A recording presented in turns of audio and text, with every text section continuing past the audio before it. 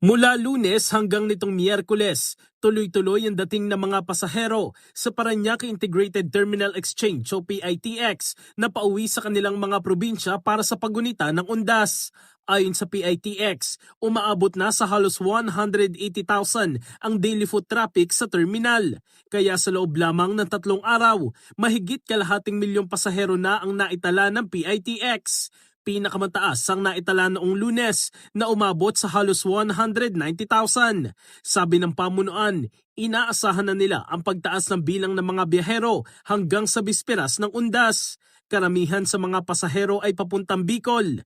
Bagamat may ilang bus na fully booked na, tiniyak ng PITX na walang dapat ipangamba ang mga pasahero. Although yung ibang areas dyan nagkakapunuan na specifically Bicol, alam naman natin yan, no? Tuwing passenger season, yung Bicol talaga number 1 yan. Sa kadahilan ng napakalaki ng probinsya na yan. At the same time, ito yung gateway sa ibang mga probinsya tulad ng Samar, Leyte at Bisayaan. Pero huwag magalala, yung mga kababayan natin na mag-last minute, makakasakay at makakasakay pa rin sila kasi meron naman tayong additional units pa nakataway. And ang DOTR at FRB nandun sa ground para makapag-issue ng special permits ka agad. No? Yun nga lang, pagka mga last minute na, asahan ng mga kababayan natin may konting pagkila, konting pagkilitay, so dapat nagbaon din tayo ng konting pasensya. Pero sinisigurado natin, with the help of DOTR at FRB, makakasakay at makakasakay pa sila. Mahigpit ang pinatutupad na seguridad at inspeksyon sa terminal. Maingat na sinusuri ng mga security personnel ang mga bagahe at kagamitan ng mga pasahero upang matiyak ang maayos at ligtas na biyahe ngayong undas Exodus.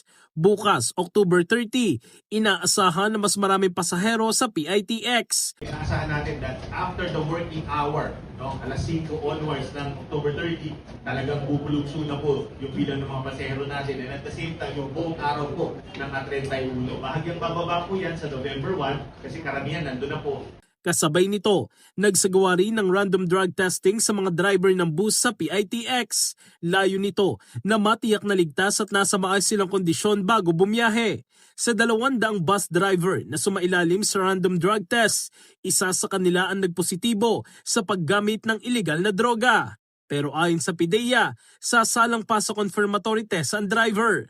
Sabi ng DOTR, kung sakaling mapapatunayang magpositibo sa illegal na droga, ay tatanggalan ito ng lisensya. Kapag positive ka, we have to turn over to PDEA, kasama natin yung auto police, tapos automatic mo we have to revoke your license.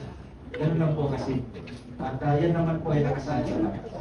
Hindi na muna papayagang bumiyahe ang nagpositibo para masiguro ang kaligtasan ng mga pasahero. In the heart of changing lives, ako si Brigada Jigo Custodio ng 105.1 Brigada News of Manila, The Music News Authority.